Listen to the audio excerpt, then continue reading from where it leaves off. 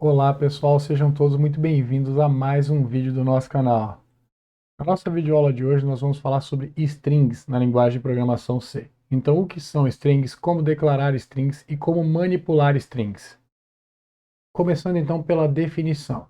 Na linguagem de programação C, uma string é um vetor de caracteres, porém, obrigatoriamente, um dos caracteres do vetor deve ser o caractere nulo, ou seja, o barra invertida zero. O caractere nulo ele vai suceder o último caractere válido da string em questão. Então, só para a gente abrir um parênteses aqui para deixar mais claro, toda string é um vetor de caracteres, porém nem todo vetor de caracteres é uma string, já que nem todo vetor de caracteres precisa obrigatoriamente ter a presença do caractere nulo, em outras palavras, o barra invertida zero. Para declarar uma string, nós podemos usar a seguinte forma geral. Então, o tipo dos elementos vai ser char, vou dar o nome que eu quero para a minha string e, entre colchetes, o tamanho, né? O número de elementos que eu vou ter nesse vetor.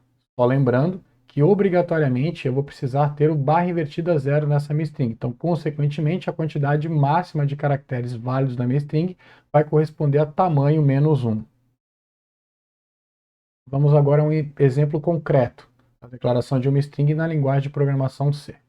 Eu tenho aqui, né, tipo primitivo char, nome que eu estou dando para essa string é n, e estou determinando como tamanho 7. Então eu tenho aqui, em outras palavras, a declaração de um vetor de caracteres com 7 elementos.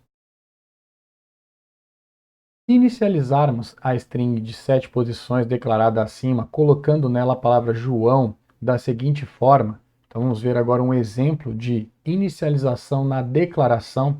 Então estou aqui, né, declarando o meu vetor de caracteres com 7 elementos. Porém, na inicialização, eu estou explicitando para o meu compilador que eu vou inicializar este vetor de caracteres com uma string. Notem as aspas aqui. Tá certo? Então, o que vai ocorrer em memória? Então, tenho aqui o exemplo, né?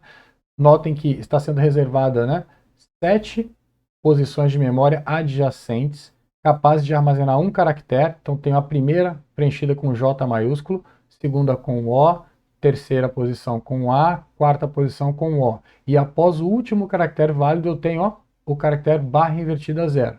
E eu destaco que, neste caso, ficaremos com as duas últimas posições do vetor de caracteres com o que a gente vai denominar lixo, ou seja, zeros e uns, que não estarão pertencendo a essa string, já que, né, a marcação feita pelo barra invertida zero delimita, né, aonde finaliza a mesma. Então tem uma área capaz de armazenar strings com até 6 caracteres válidos, porém estou me valendo de apenas 4 caracteres válidos, e após estes tenho a presença do barra invertida zero. Vamos ver agora formas alternativas para a inicialização. Vimos inicialmente este formato de inicialização, mas vamos agora trabalhar variantes do mesmo. Então, no caso, eu posso suprimir a explicitação da quantidade de caracteres que eu terei no meu vetor. Isto porque o compilador é capaz de determinar esta quantidade em função da inicialização que está ocorrendo na declaração. Então, notem que eu estou, né, explicitando que vou inicializar esse vetor de caracteres com esta string. Então, lembrando que uma string em C tem, além dos caracteres válidos, a presença do caractere barra invertida zero, que vai seguir o último caractere válido da mesma. Então, no caso, eu estou inicializando o meu vetor de caracteres com uma string que possui 4 caracteres válidos. Consequentemente, a quantidade de elementos no vetor vai corresponder a 5. Outra possibilidade é, também posso não determinar a quantidade de elementos e listar todos os caracteres que eu pretendo utilizar para inicializar os elementos do vetor.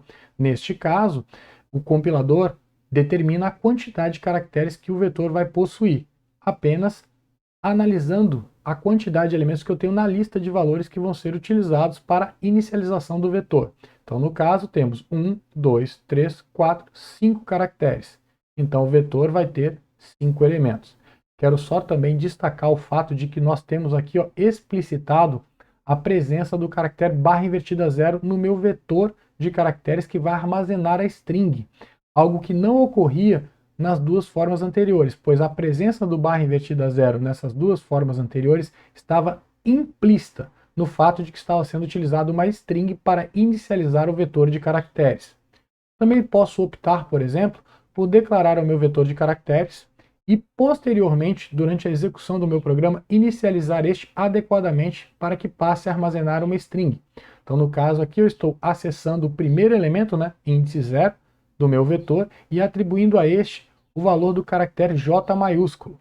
Agora vou acessar o segundo elemento do vetor e atribuir a este o valor do caractere O minúsculo. Acesso o terceiro elemento do meu vetor e atribuo a este o valor do caractere A minúsculo. Acesso o quarto elemento do meu vetor e atribuo a este o valor do caractere O minúsculo.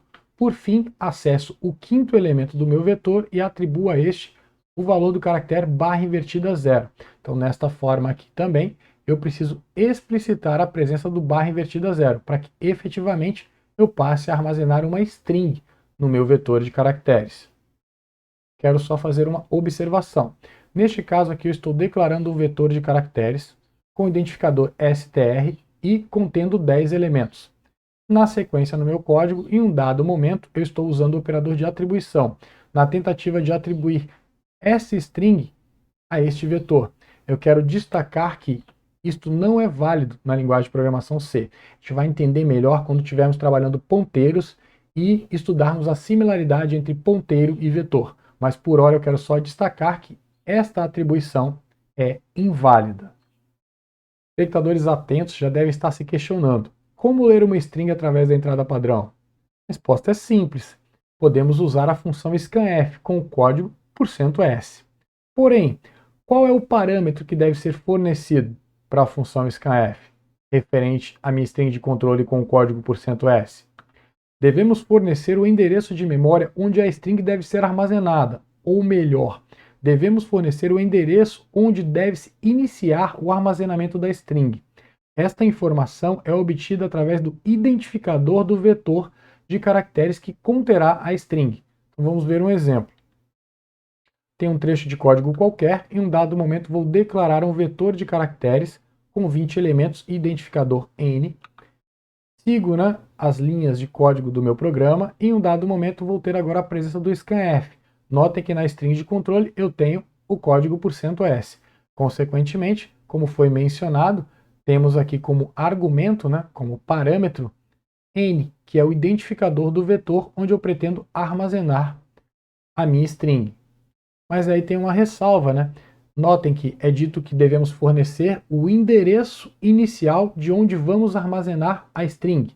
E essa informação é acessada através do identificador do vetor. Porém, nada me impede de acessar o primeiro elemento do vetor, então o índice 0, e extrair o endereço dessa primeira posição com e comercial. Então essas duas formas aqui são análogas, vão gerar o mesmo resultado. Outro questionamento que deve estar em sua mente é como escrever uma string na saída padrão. A resposta também é simples. Podemos utilizar a função printf com o código %s. Aí vai surgir o questionamento análogo ao que nós vimos com relação à função scanf. Qual é o parâmetro que deve ser fornecido, então, para a minha função printf, para que eu possa, né, atender a demanda do código %s na string de controle? Devemos fornecer o endereço de memória onde a string está armazenada, ou melhor, devemos fornecer o endereço de memória onde encontra-se armazenado o primeiro caractere da string. Esta informação é obtida através do identificador do vetor de caracteres que contém a string. Então vamos a um exemplo. Tenho lá um trecho qualquer de código, em um dado momento vai ocorrer a declaração de um vetor de caracteres, no caso em questão com 20 elementos e identificador n. Sigo, né, com as linhas de código do meu programa e em um dado momento vou ter agora o meu printf. Notem que na string de controle está sendo utilizado o código %s e eu tenho ali, né, na minha lista de argumentos para o meu printf, n, que corresponde ao identificador do vetor de caracteres onde eu estou armazenando a minha string. E aí eu destaco que assim como ocorria na nossa função scanf, eu também posso me valer no printf, ou seja, eu posso acessar o primeiro elemento do meu vetor de caracteres que armazena a string, então eu tenho ali índice 0, e depois extrair o endereço do mesmo com o e comercial, tá certo? Então essas duas representações aqui são análogas. Vamos então agora para um exercício com o objetivo de praticarmos os conceitos que acabamos de ver. Construa um programa que lê através da entrada padrão uma string e retorne na saída padrão o número de caracteres que a mesma possui. Considere que no máximo a string irá conter 99 caracteres válidos. Tempo para vocês. Vamos então para uma proposta de solução. Antes de apresentar o código-fonte em si, eu quero falar um pouco sobre a lógica que eu me utilizei para resolver o problema em questão. O enunciado nos informa que devemos receber uma string através da entrada padrão, determinar a quantidade de caracteres contidos na mesma e apresentar este valor na saída padrão.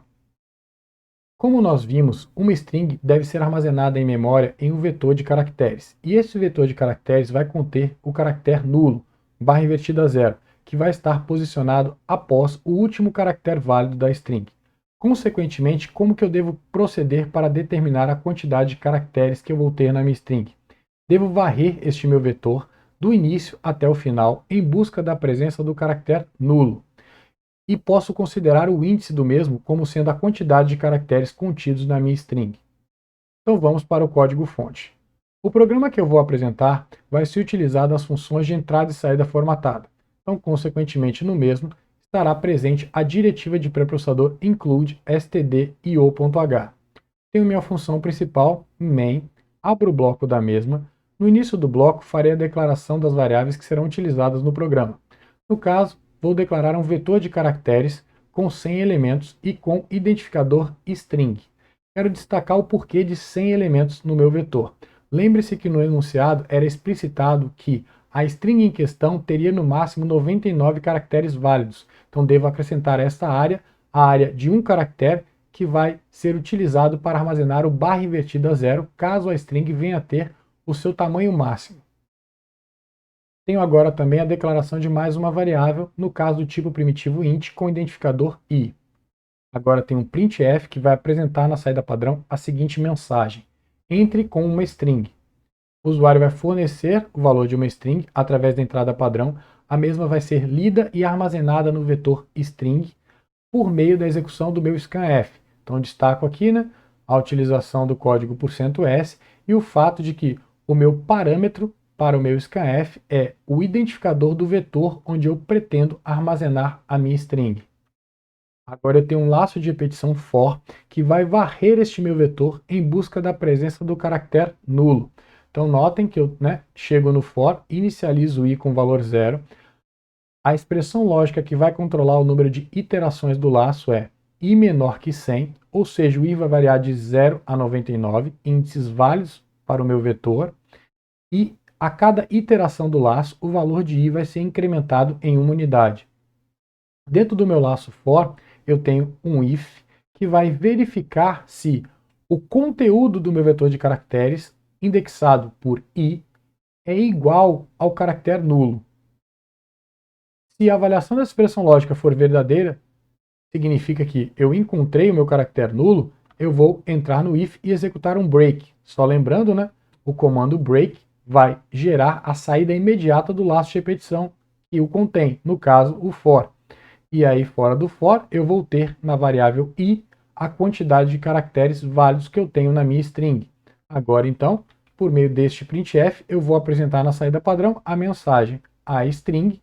E aí, notem, né, o barra invertida aspas é só para fazer com que o caractere aspa apareça na saída padrão e não seja considerado como o final da string de controle para o printf.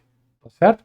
Então, no caso, vai aparecer a mensagem a string, entre aspas, né, o conteúdo da string fornecida pelo usuário, possui, e nesta posição, o conteúdo da variável i, que vai armazenar a quantidade de caracteres válidos na minha string. Depois eu finalizo com a palavra caracteres. Agora eu só preciso fechar o bloco da minha função principal. Quero destacar que existem soluções alternativas a essa que foi apresentada. Por exemplo, como nós vimos, eu posso utilizar como parâmetro para o meu scanf, isto, Então eu posso acessar o primeiro elemento do vetor e extrair o endereço do mesmo, certo? Outro detalhe, essa expressão lógica que controla o meu if também pode ser substituída por esta expressão. O que eu estou fazendo aqui? Eu estou negando o conteúdo do meu vetor string na posição i. Então lembrando, se eu encontrar o barra invertida zero, que é o caractere nulo, corresponde ao falso, eu vou negar o falso. Então eu só vou entrar no if, com essa expressão lógica aqui que eu estou colocando, quando eu estiver localizado o caractere barra invertida a 0. Também posso substituir este meu laço de repetição for por este que eu apresento para vocês.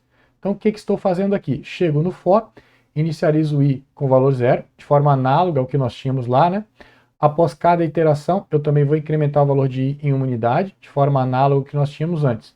Só que aqui eu tenho contido no for um if. Neste for aqui, eu vou ter a instrução vazia. Olha um ponto e vírgula ali. E a expressão lógica que vai controlar o número de iterações deste meu for aqui é string indexado por i. Em outras palavras, né, enquanto o meu caractere contido na string na posição i for válido, eu vou ficar iterando no meu for. Então eu vou sair do for quando eu localizar na minha string ou no meu vetor string o caractere barra invertida a 0, o caractere nulo. Tá certo?